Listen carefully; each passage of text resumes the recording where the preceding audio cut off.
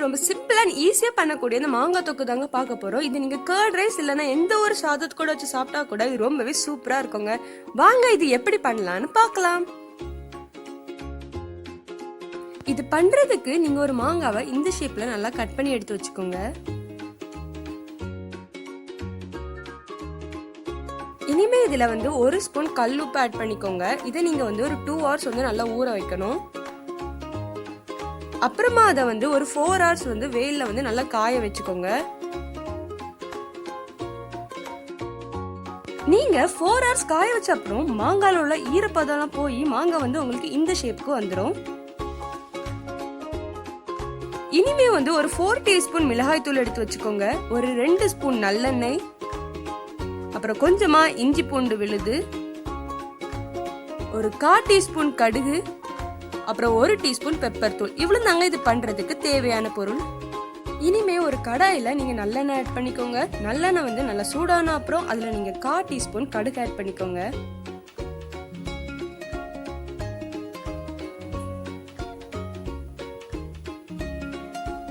கடுகு வந்து நல்லா வெடிக்க ஆரம்பிச்ச உடனே அதுல வந்து நீங்க கொஞ்சமா கறி லீவ்ஸ் ஆட் பண்ணிக்கோங்க.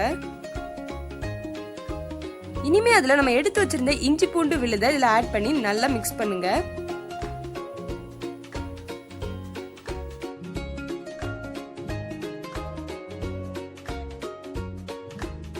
இனிமே இதுல நீங்க ஒரு 1/4 டீஸ்பூன் காயத்தூள் ஆட் பண்ணிக்கோங்க. அப்புறமா இதை வந்து நீங்க நல்லா வதக்குங்க. ஏன்னா நமக்கு இஞ்சி பூண்டு விழுது வந்து நல்லா கோல்டன் ப்ரௌன் கலர்ல வரணும். அது வரைக்கும் நீங்க நல்லா வதக்கிட்டே இருங்க.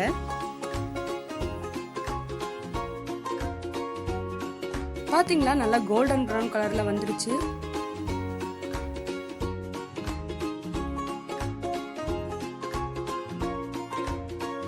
இனிமே இதுல நீங்க மாங்காவை ஆட் பண்ணிக்கோங்க. மாங்காய் ஆட் பண்ணி வந்து இதை நல்லா மிக்ஸ் பண்ணுங்க. இனி இதுல வந்து ஒரு 4 டீஸ்பூன் மிளகாய் தூள் ஆட் பண்ணிக்கோங்க.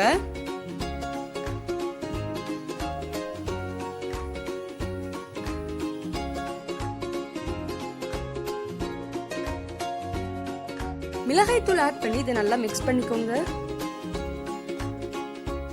அப்புறமா இதுல வந்து 1 டீஸ்பூன் நீங்க பெப்பர் தூள் ஆட் பண்ணிக்கோங்க. இனி இதை வந்து நீங்க நல்லா மிக்ஸ் பண்ணிக்கோங்க.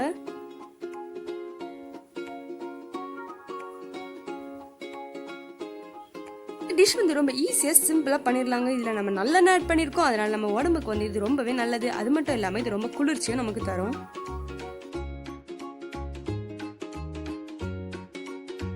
இதை வந்து ஒரு 2 minutes நல்லா குக் பண்ணிக்கோங்க. அவ்வளவுதாங்க, நம்மளோட மாங்காய் தொக்கு வந்து நல்லா ரெடி ஆயிடுச்சு.